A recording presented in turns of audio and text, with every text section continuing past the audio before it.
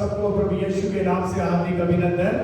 और आज जरूर वचन बाइबल रीडिंग नहीं किए क्योंकि काफी टाइम हो चुका है, तो हम लोग शुरू में 3 वचन पढ़ेंगे। पहला वचन है इफिसियों 5:27। We will read 3 verses. Ephesians chapter 5 and verse 27. और उसे एक ऐसी तेजस्वी कलीसिया बनाकर अपने पास खड़ी करे जिसमें ना कलंक, ना जोड़ी, ना कोई और ऐसी वस्तु हो, पर पवित्र और निर्दोष हो। And he might present her. Present her means present the church to himself, a glorious church, not having spot or wrinkle or any such thing, but that she should be holy and without blemish. एक वचन और पढ़ेंगे, Numbers chapter 24 and verse 5। गिनती उसका 24वां अध्याय और उसका 5वां पद। वहां पर इस प्रकार लिखा है, How lovely are your tents, O Jacob, your dwellings, O Israel। है याकूब तेरे डेरे और है इस्राएल तेरे निवास स्थान, क्या ही मन भावने हैं। And also we will read Acts chapter 7 and verse 38। प्रेरितों के काम उसका 7वां अध्याय और उसका 38वां पद है। 7:38 of Acts, it speaks about the church in the wilderness. It says, this is he who was in the church or congregation in the wilderness with the angel who spoke to him on Mount Sinai, and with our fathers, the one who received the living oracles to give to us। यह वही है जिसने जंगल में कलीसिया के बीच उस स्वर्गदूत के साथ सीने पहाड़ पर उससे बातें की और हमारे बाप दादों के साथ था। उसी को जीवित वचन मिले कि हम तक पहुंचाए। Come, let's pray. Lord, thank you so very much, Jesus। You said I will build my church। आपने कहा मैं अपनी कलीसिया बनाऊंगा। Build this church, build your church, Lord, make it strong, Lord। प्रभु जी आज हमसे प्रत्येक से बोल और बातचीत कर, जो बोलना है मुझे सहायता कर।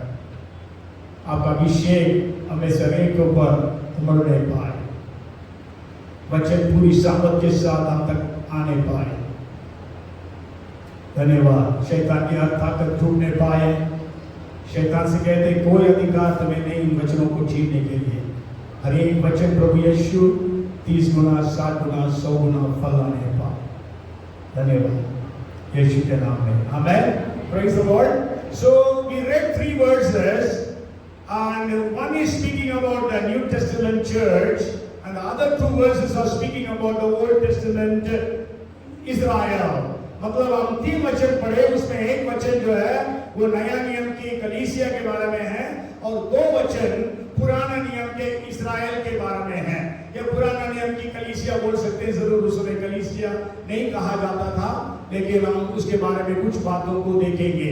ओके, और हमने पढ़ा था 24th चैप्टर नंबर्स के 5th वर्स में 24 and verse 5।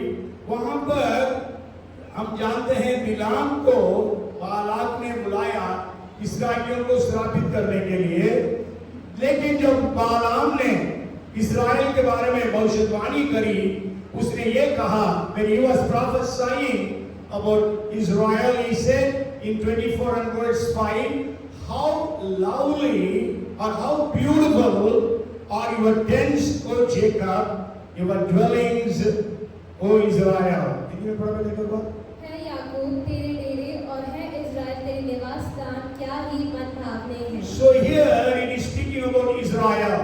और हम जानते हैं Bible compares the church to the bride or the bride of Christ, and Bible compares Jesus as the bridegroom।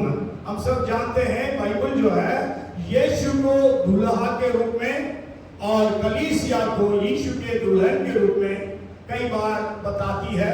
अभी हम लोगों के पास टाइम नहीं है उन सारे वचनों को देखने के लिए।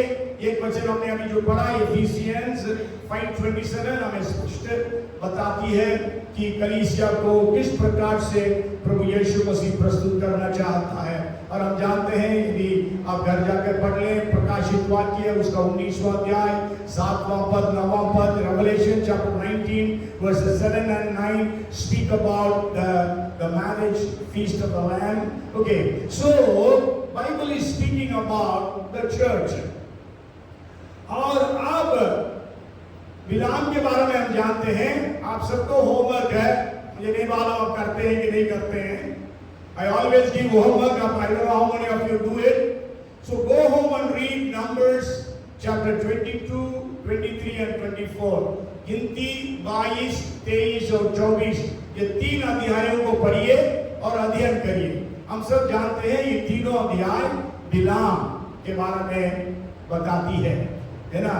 बिलाम बालाक जो है, आप बाद में पढ़ लीजिएगा 22nd चैप्टर के शुरुआत में, मोआब का राजा था बालाक, और उसने जब सुना इस्राएली लोग आ गए बहुत घबरा गया, और इसलिए उसने क्या किया, बिलाम को बुलवा भेजा।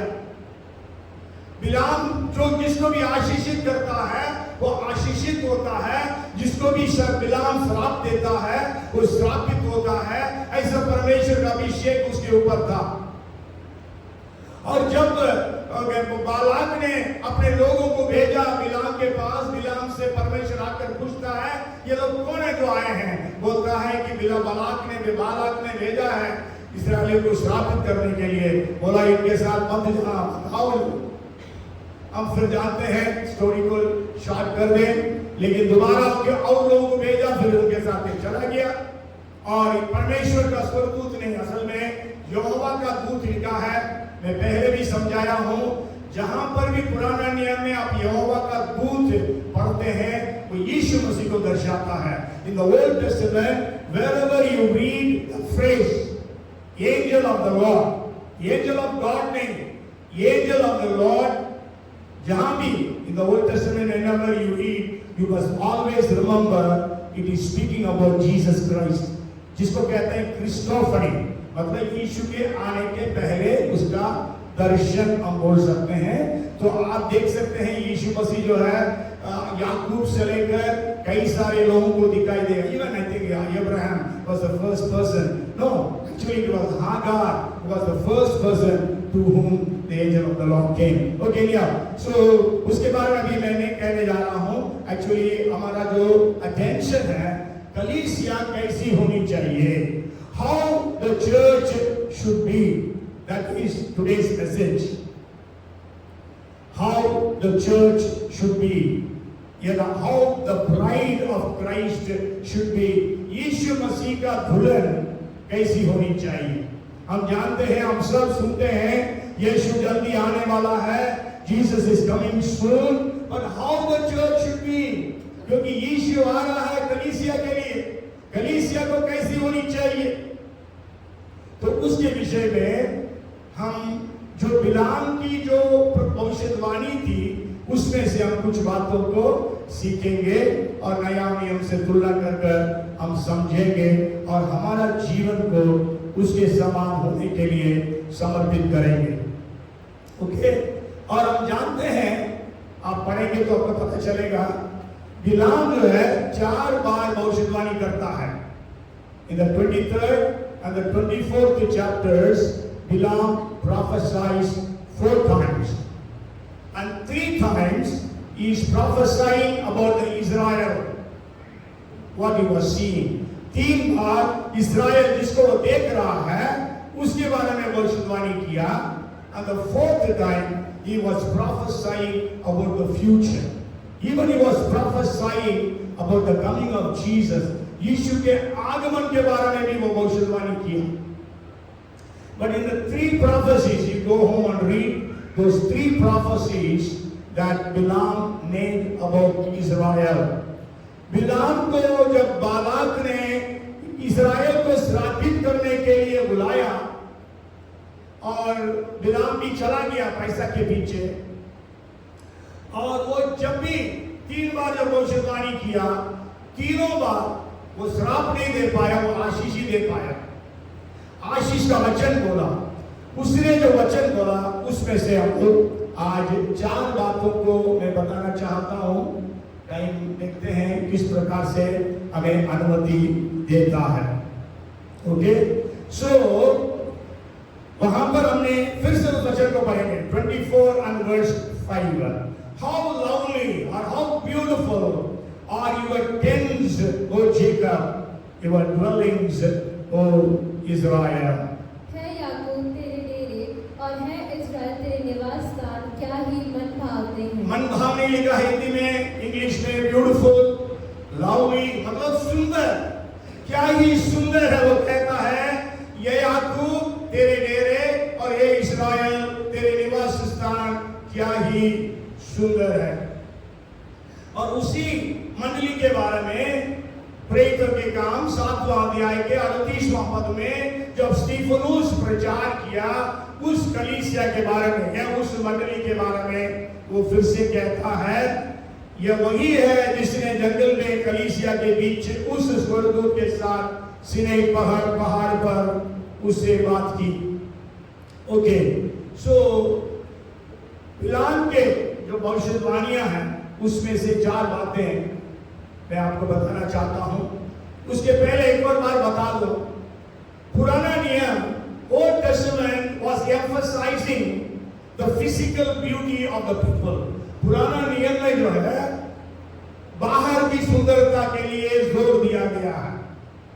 मैं जो देख रहा था, anybody knows how many women or girls are said to be beautiful in the Old Testament। पुराना नियम में कितनी लड़की या कितने स्त्रियों के बारे में सुंदर है करके बताया गया। कितने लोगों के बारे में? हाँ? नहीं, कितने लोग पूछ रहा हूं, बाद में पूछूंगा कौन कौन, कितने लोग। ओके, कितने पुरुषों के बारे में सुंदर है करके पुराना नियम में लिखा है। मैंने शायद उंगली बता दिया था, पता नहीं किसी ने नोट किया होगा तो देख लिया होंगे। हाँ? 3, वेरी गुड। क्रिस्टीन, ताली बजाओ इसका कम से कम। बहुत ही होशियार है, पता नहीं इसकी मम्मी को भी नहीं मालूम, हम सबको भी नहीं मालूम है, ऐसे ऐसे एग्जाम्स देती है ये। हैं? कहाँ से सीखती है? अभी तो 9th ग्रेड में है, तो भी वो जी मतलब मॉक टेस्ट स्टार्ट हुआ, अमेरिका जाने का टेस्ट हुआ अभी से लिखती है। ओके, सो 3 पुरुषों के बारे में बताइए। अब बताइए कौन कौन पुरुषों के बारे में सुंदर लिखा है? Absalom, very good. Huh? No. Okay, I will tell. First is Joseph of the Old Testament, 37th chapter, 39th chapter में है। Okay, Genesis. Second is David. It is in 1 Samuel 16th chapter, and third is Absalom. Okay, 3 पुरुष हैं, 13 लड़कियां या 13 महिलाओं के बारे में सुंदर करके बाइबल में है। अब बताइए कौन कौन पुराना नियम में कौन कौन है? सारा किसी ने बता दिया पहले ही सारा। ओके, जो कितनी बेटियां हैं और Esther, Rebecca, very good. Rachel, good,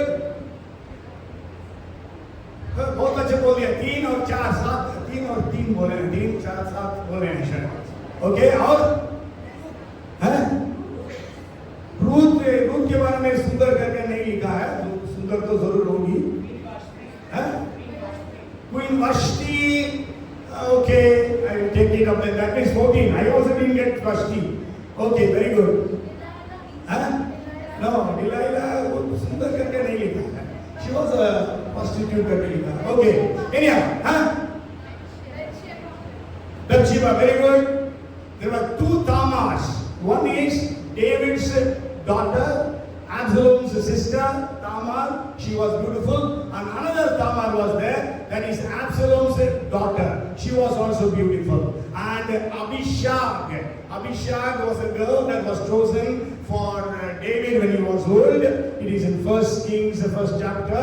So she was beautiful. I think I exhausted all. Okay. है ना? मतलब सारा, रेबेका, रेचल उसके बाद अबीगेल और दो थामार्स, बत्शीबा, अबीशग, 3 daughters of Job, एस्तर, वश्ती, शूलमाइट के बारे में बहुत बार, सबसे अधिक बार जो ब्यूटीफुल लिखा है वो शूलमाइट है, जो सॉन्ग ऑफ सॉलोमन में पढ़ते हैं। Okay, that just for information. But नया नियम जो है बिल्कुल उल्टा बताता है।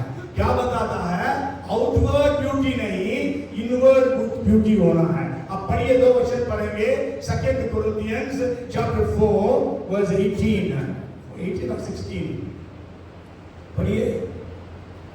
और हम तो देखी हुई 4:16 इसलिए हम याद नहीं छोड़ते, यदि भी हमारा बाहरी मनुष्यत्व नष्ट होता जाता है, तो भी हमारा भीतरी मनुष्यत्व दिन प्रतिदिन नया होता जाता है। देखिए, therefore we do not lose heart, even though our outward man is perishing, yet the inward man is being renewed day by day. And another verse I want to bring to your notice is 1 Peter chapter 3 verses 3 and 4. पहला पत्रस 3 और 4.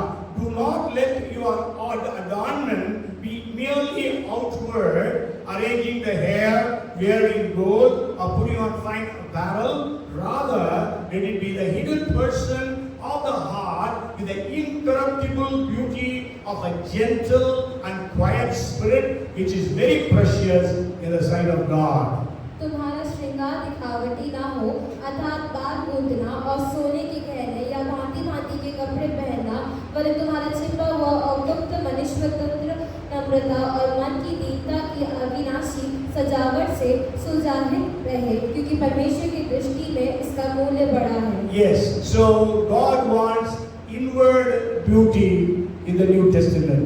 So God wants His church to be beautiful, to be blameless, without wrinkle, without scar. परमेश्वर चाहता है उसकी कलीसिया बिना दाग, बिना झुर्री, है ना, तेजस्वी और निर्दोष होने के लिए परमेश्वर चाहता है। और आपको मालूम है स्पॉट्स और धब्बे कैसे होते हैं?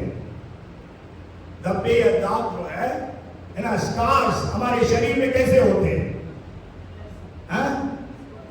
फ्रॉम एन आउटवर्ड फोर्स, मतलब एक्सीडेंट में होते हैं, कहीं से आपको चोट लगती है, so you have a scar. Okay, how a wrinkle is happening? Wrinkle कैसे होता है? Wrinkle is inward force. As you grow old your skin begins to wrinkle, है ना? तो इसलिए आउटवर्ड फोर्स से भी, इनवर्ड फोर्स से भी कलीसिया को कोई भी चीज कलंकित नहीं करना चाहिए।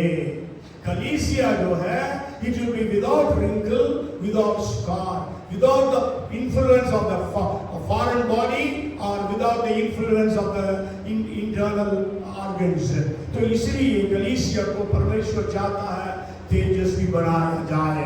और हम जानते हैं 21वां अध्याय प्रकाशित वाक्य में कि दुल्हन ने अपने आप को तैयार करी है। The bride has prepared herself. Okay, why did Bilam say that Israel is beautiful? क्यों बिलाम ने ये कहा इस्राएल बहुत सुंदर है? और वही चीज प्रभु हमसे चाहता है, हम भी सुंदर हो। तो उसके लिए 4 बातें हैं। पहली बात है, let's read numbers chapter 23 and verse 9. Numbers 23:9, yes. चट्टानों की चोटी पर से वे मुझे दिखाई पड़ते हैं, पहाड़ियों पर से मैं उनको देखता हूँ। वह ऐसी जाति जो अकेली बसी रहेगी और अन्य जातियों से अलग नहीं जाएगी। For from the top of the rocks I see him, and from the hills I behold him. There a people dwelling alone, not reckoning itself among the nations. है ना? अन्य जातियों से अलग ही नहीं जाएगी, अकेली बसी रहेगी। So the first thing is separation, अलगदाई। कलीसिया को इस दुनिया की चीजों से अलग रहने की बहुत जरूरत है।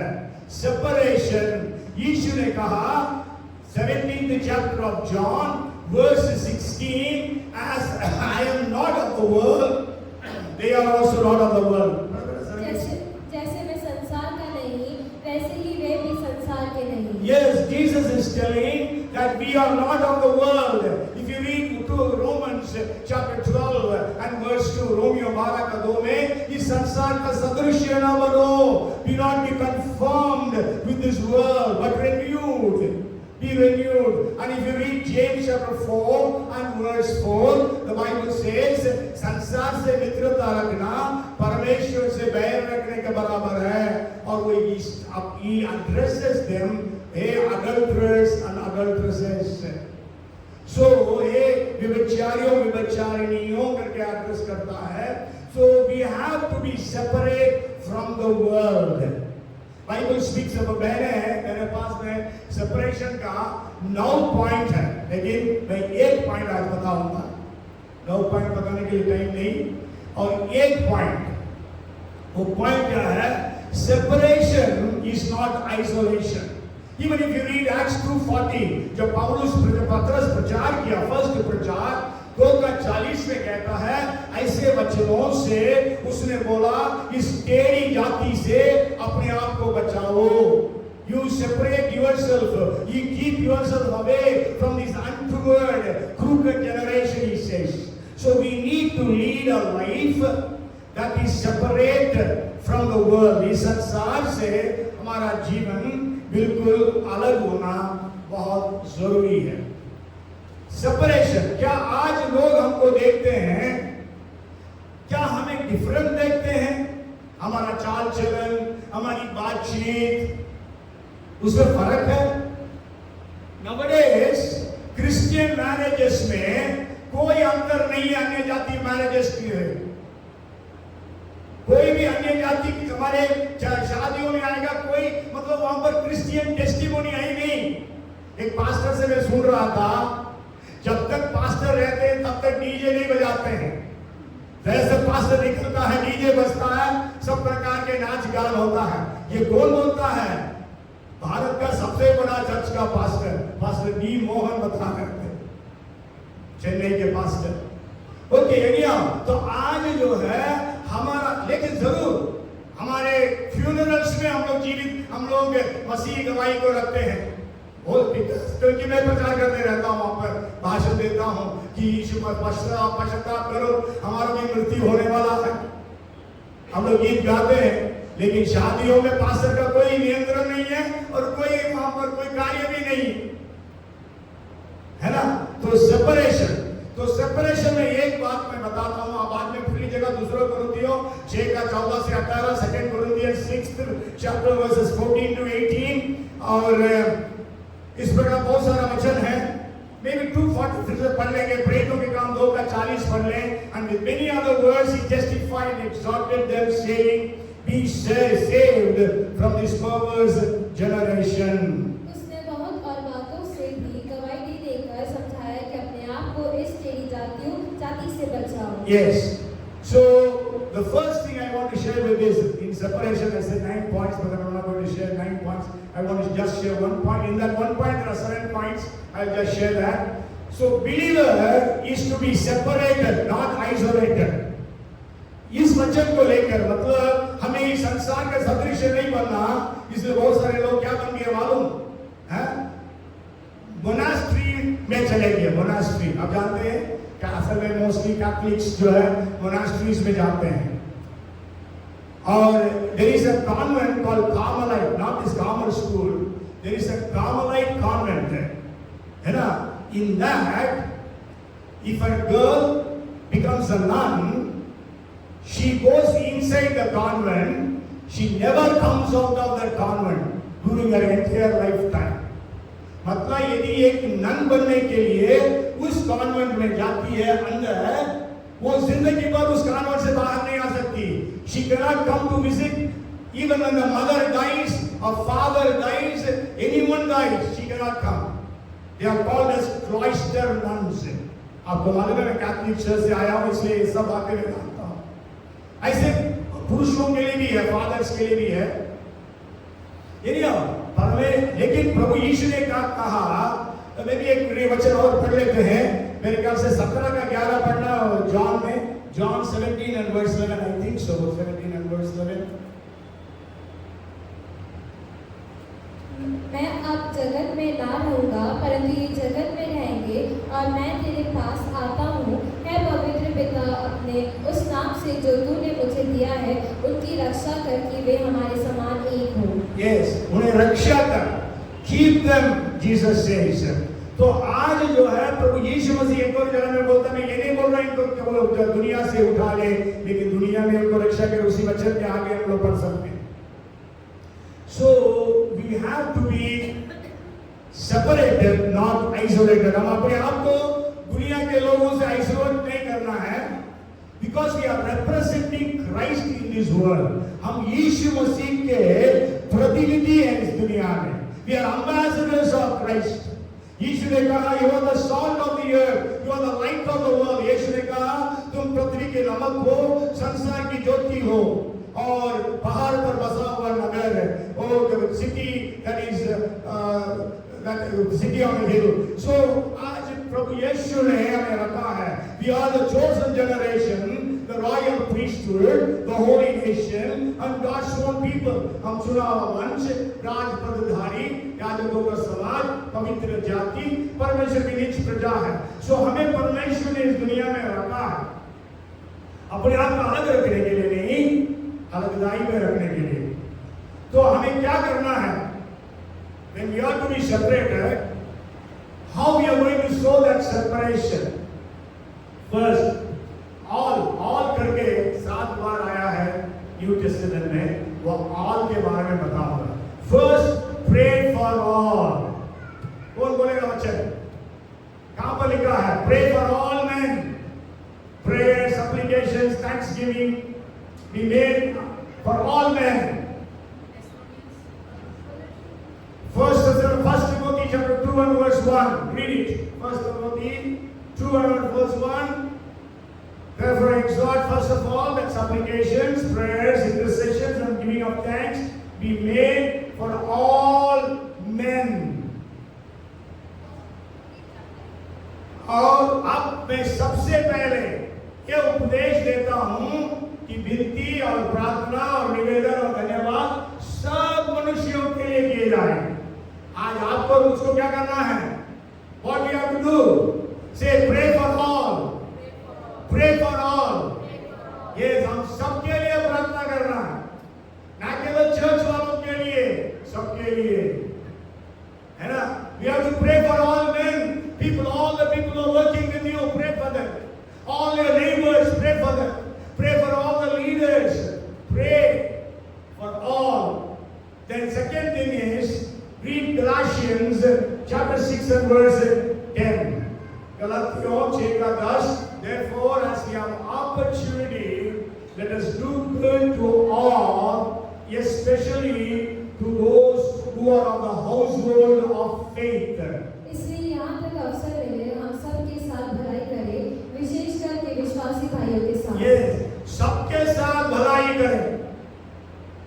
Do good to all men.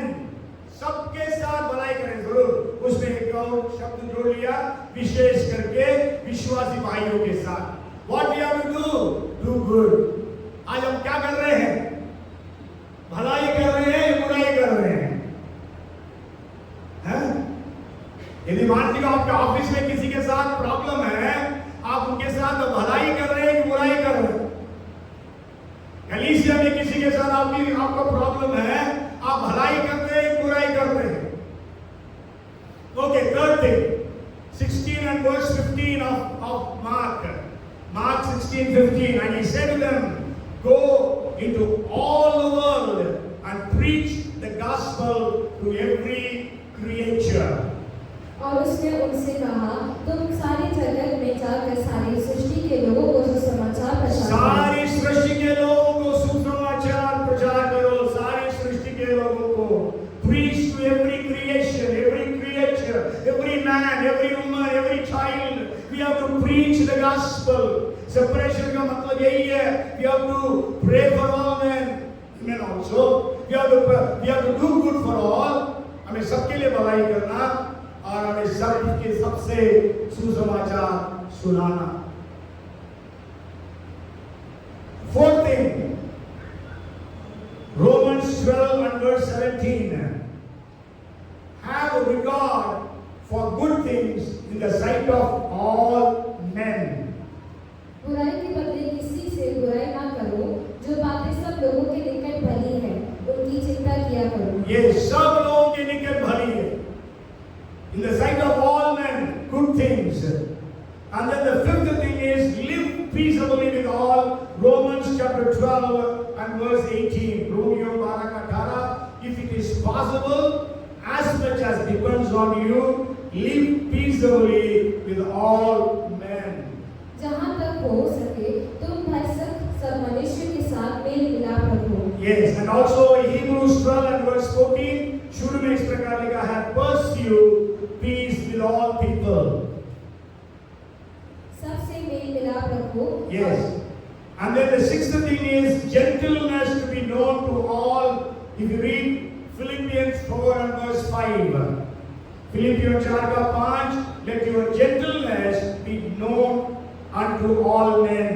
तुम्हारी कोमलता सब मनुष्य पर प्रकट हो। Yes, this is very difficult. Let your gentleness be known to all men.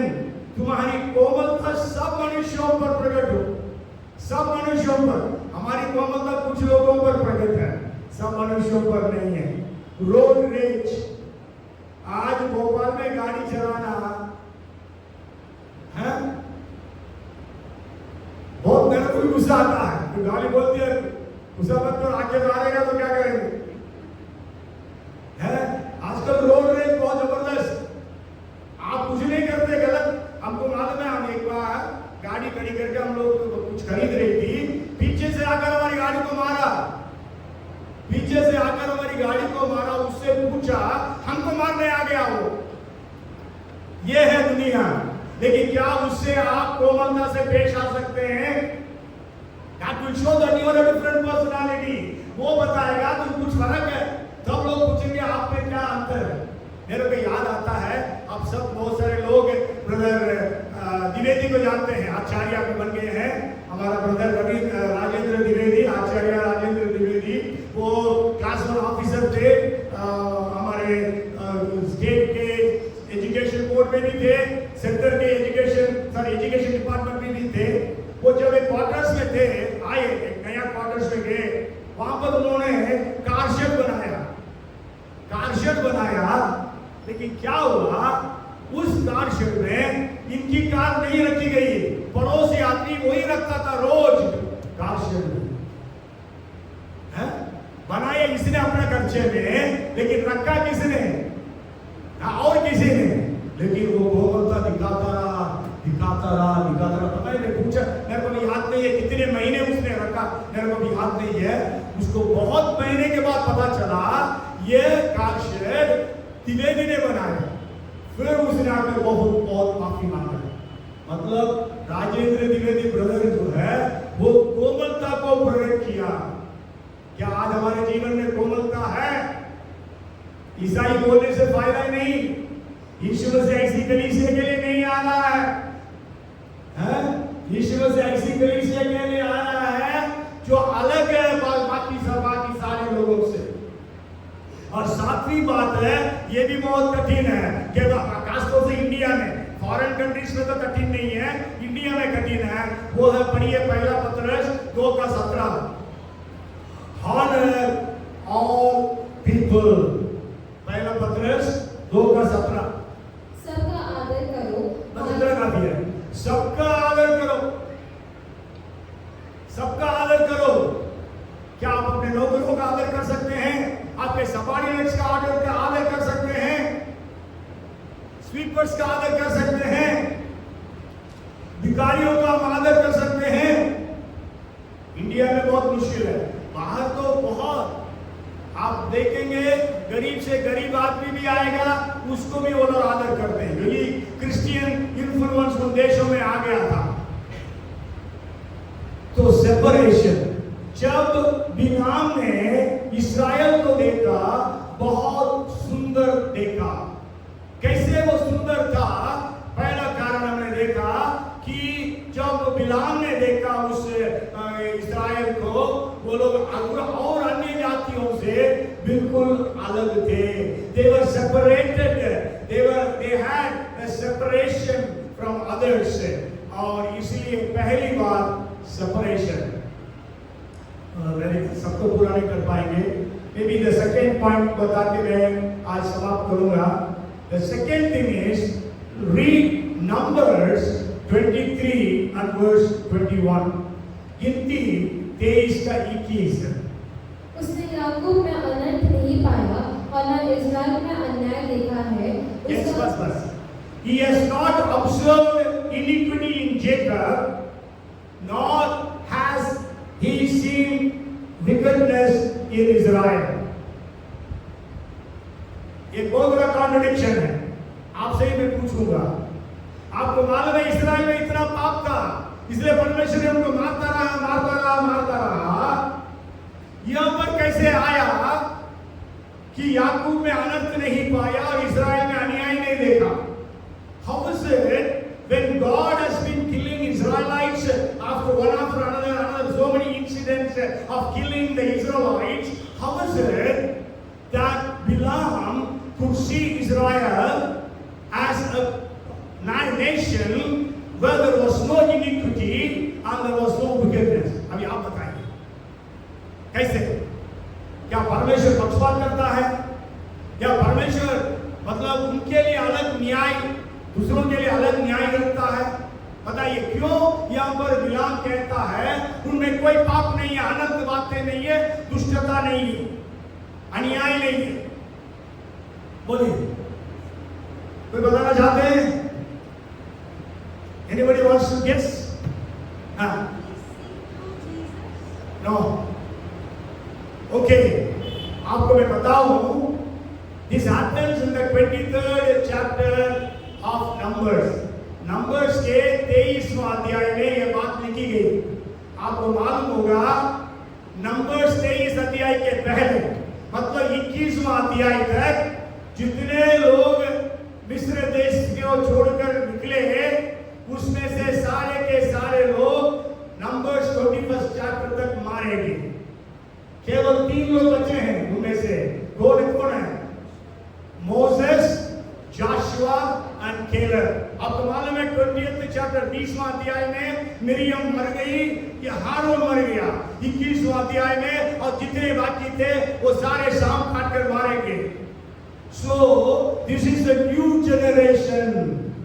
So in this generation there was no sin, in this generation there was no wickedness। इस पीढ़ी में पाप नहीं था और इस पीढ़ी में कोई अन्याय नहीं था।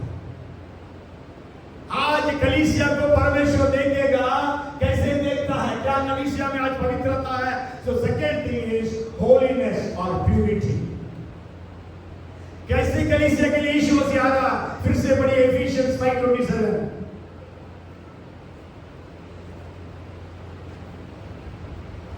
और उसे एक ऐसी तेजस्वी कलीसिया बनाकर अपने पास खड़ी करे जिसमें ना कलंक, ना झुर्री, ना कोई और ऐसी वस्तु हो, वरन पवित्र और निर्दोष हो। यह पवित्र और निर्दोष हो मतलब आप और हम जानते हैं, मतलब 23वां अध्याय में आकर बोलता है नो इनिक्विटी नो विकनेस, है ना? उसके पहले नहीं लिखा है क्योंकि they are all new people, they have never seen the outside world। उन्होंने कभी बाहर की दुनिया को देखा नहीं।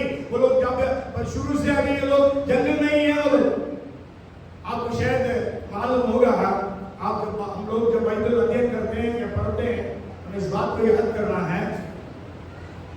निर्गमन जो है, book of exodus, from we don't know about how many years, maybe 430 years, we don't know exactly, from Exodus chapter 1 to chapter 14 जो है, 13 जो है, वो 430 years का गुलामी सब है। उसके बाद 10 plagues आता है। So Exodus 14th chapter से Exodus 40th chapter तक it took 1 year, है ना? Exodus निर्गमन 14वां अध्याय से 40वां अध्याय तक, मतलब आखिरी अध्याय तक it took 1 year। आप जो है 40वां अध्याय निर्गमन, उसका 40वां अध्याय, उसका 17 पद पढ़ेगा, आपको समझ में आ जाएगा। First day of the first month of the second year करके लिखा है। Okay, Leviticus would have taken just few days। Leviticus भी only few days का कहानी है, ये शिक्षा है जो भी। Numbers is speaking about almost 39 years. Numbers, the book of Numbers जो है वो 39 years का story है। If you read Numbers chapter 1 and verse 1, maybe we can read it. Numbers chapter 1 and verse 1. इस्राएलियों के मिस्र देश से निकल जाने के दूसरे वर्ष के दूसरे महीने के पहले दिन, Yes, दूसरे वर्ष के दूसरे महीने के पहले दिन, first day of the second month of the second year. आप पढ़िए 33rd chapter and verse 38, Numbers 33 and verse 38. वहाँ इस्राएलियों के मिस्र देश से निकलने के 40वें वर्ष के 5वें महीने के पहले दिन, Yes, first day, 5th month, 40th year. Aaron Dye लिखा है. So 39 years is the story. It is written in Numbers. ये 39 years में 6 लाख करीब जो पुरुष थे वो सब मारे गए। आप देखेंगे गिनती उसका पहला अध्याय में फर्स्ट सेंसस है, नंबर्स फर्स्ट चैप्टर में फर्स्ट सेंसस। अभी 39 इयर्स के बाद 26th चैप्टर में सेकेंड सेंसस वहां पर हो रहा है। सेकेंड सेंसस मतलब वो सारे लोग मारे गए और नए लोग हैं उनके ऊपर, और उनके बारे में बताया गया they were without blemish, they were holy, they were pure.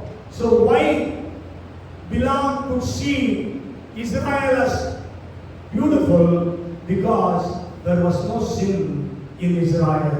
कैसे बिलाम जो है इस्राएलियों को सुंदर कैसे देख सका? क्योंकि उनके बीच में ना तो अनर्थ बात लिखा है, इनिक्विटी है ना, और दूसरा विकेटनेस, कोई दुष्टता नहीं थी, अन्याय नहीं था, क्योंकि उनके जीवन परमेश्वर के वचन के अनुसार था। क्या आज कलीसिया ऐसा है?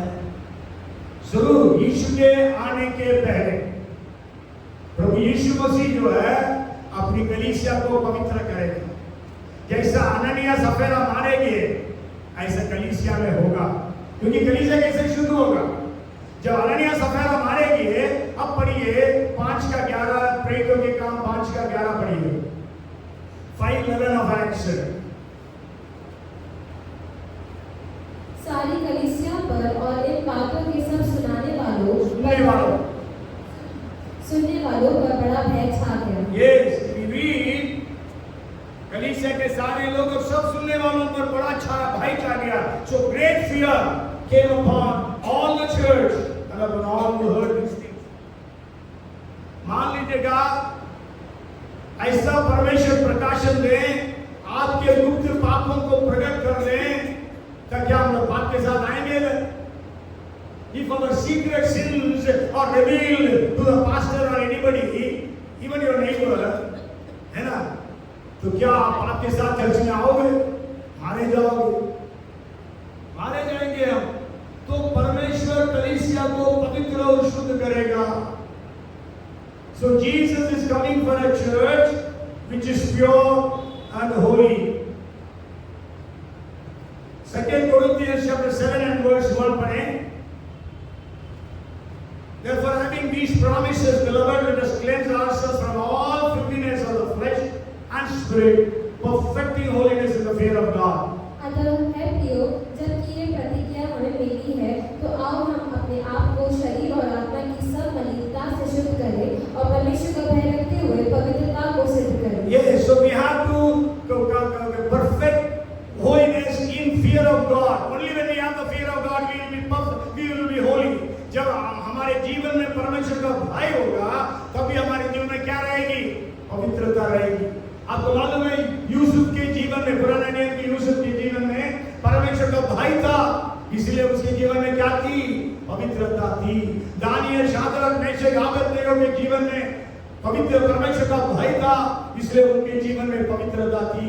असल में इतिहास बताता है, बाइबल स्कॉलर्स बताते हैं, there were 75 to 80 Jewish young men who were taken as captives at the time of Daniel. Daniel के साथ 75 से 80 यहूदी जवानों को ले जाए गए, लेकिन केवल 4 लोग पवित्र जीवन व्यतीत करने के लिए अपने आप को समर्पित किया। बाकी 71 लोगों ने बोला, अरे हमको तो परमेश्वर पहले से छोड़ दिया, हमें अन्य जातियों में बेच दिया, उस परमेश्वर का मैं क्यों पालन करूं? यदि हम यहाँ पाप करेंगे कौन हमें बताने वाला है? हमारे माँ बाप को बताने के लिए यहाँ पर कोई नहीं है। इतना दुख नहीं, आज मोबाइल नहीं था उन दिनों में, हैं? उन दिनों में लेटर भी नहीं लिख सकते थे। तो परमेश्वर का भय आज हमारे अंदर आना चाहिए। परमेश्वर ने बोला, मैंने मने तके ऊपर सीन, तू तराजू में तौला गया, हल्का पाया गया। यदि हमारे बारे में यहाँ पर परमेश्वर लिखेगा, वचन में लिखा है 16 का 2 नीति वचन और 21 का 2 नीति वचन में, Proverbs 16:2 and 21:2, मनुष्य का सारा चाल चलन उसकी दृष्टि में पवित्र ठहरता, परंतु परमेश्वर यहोवा मन को तौलता है। यदि परमेश्वर मन को तौलेगा, हम कैसे पाए जाएंगे? परमेश्वर ने बेलशस्सर राजा को तौला, बोलता तुम हल्का पाया गया, तराजू में तौला गया, हल्का पाया गया, इसलिए तुम्हारा राज्य तुमसे छीन लिया जाएगा। क्या आज हमारे जीवन में वो पवित्रता है? मेरी भाषा में, तमिल में बहुत सुंदर गीत है पवित्रता के बारे में, और उसका इंग्लिश में ट्रांसलेट किया है उस प्रकार है। परमेश्वर से प्रार्थना कर रहा है पवित्रता के लिए। Pure light who desires purity, take away every unholiness in me. I am a wretched sinner. God, have mercy on me. சுத்தம் விரும்பும் சுத்த ஜோதியே, விரும்ப அசுத்தம் யாவும் போகுமே. பாவி நீச பாவி தானே தேவ இரக்கம் செய்ய மாட்டார். Second verse says, Father, look at my heart, the filth which none can see. I cry with a contrite heart, plead for holiness. पिता, मेरा हृदय को देख, जिसके अंदर अशुद्धता है उसको कोई नहीं देखता। मैं एक टूटा हुआ दिल के साथ आपके ओर पुकारता हूँ और पवित्रता के लिए मांग करता हूँ। பாரும் தந்தையே என்ற உள்ளத்தை யாரும் காண உள்ள அலர் உள்ளத்தை मनोनुंदु मरुलगिंद्रे परिशुद्ध कीजिए। इस गाना से गा के बहुत साल हो गया, लेकिन याद है यहाँ लिखा नहीं, तमिल में नहीं लिखा हूँ, इंग्लिश में ट्रांसलेट किया। And then the last verse says, Father, I need help in this world. There are many forces which are against me. Right holiness on every nook and corner of my life. हे पिता, मुझे सहायता की जरूरत है। बहुत सारी शक्तियां मेरे विरोध में काम कर रही है। मेरे जिंदगी के हर कोने में पवित्रता करके विधि। So come, आइए हम प्रार्थना करेंगे। Let us pray today. Let the holiness come upon us. Let the separation be upon us.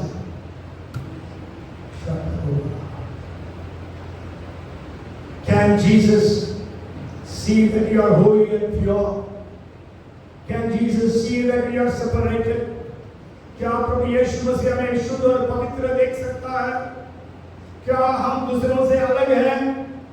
क्या हम संसार की ज्योति और पृथ्वी के नमक के रूप में इस संसार में हैं? Lord have mercy. प्रभु मुझ पर दया कर। परमेश्वर आज हमें पवित्र कर। जिस कलीसिया के लिए यीशु आ रहा है, तेजस्वी कलीसिया शुद्ध और पवित्र। प्यारे पिता, धन्यवाद के साथ आपके समीप आते हैं। Lord, we thank you so much. Thank you, Lord. Bilam could see Israel, a beautiful thing, and you want your church to be beautiful, without blemish, holy and pure, without wrinkle and scar. प्रभु, तू चाहता है कि आपकी कलीसिया बिना जुड़े बिना था शुद्ध और पवित्र निर्दोष कलीसिया हो। प्रभु, यह बनाइए, मुझे बनाइए प्रभु। भोपाल की कलीसिया को बना दे, भारत की कलीसिया को बना दे, विश्व की कलीसिया को बना दे प्रभु। जिस प्रकार वो नई पीढ़ी आ गई थी इस्राएलियों की, जिसमें कोई अनंत बात नहीं थी, जिसमें कोई अन्याय नहीं था। A new generation came up and there was no sin, no iniquity, no wickedness, Lord. Lord, revive us to be a new generation. Help us to repent and to be a new generation. Generation of people who fear God. Generation of people who follow the holiness of God.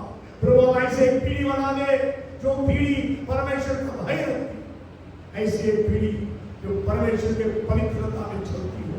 जैसा हमारा बुलाने वाला पवित्र, वैसे सारे चाल चलन पवित्र बनने के लिए रे को सहायता।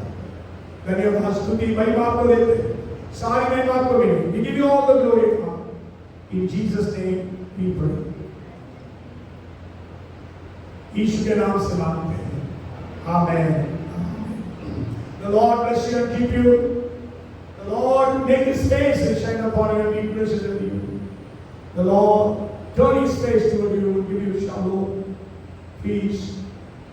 May the grace of our Lord Jesus Christ, the love of our Heavenly Father, and the fellowship, the anointing, the gifts, the power of the Holy Spirit be upon us all to make us a church without wrinkle, without scar, a glorious church, now and forevermore.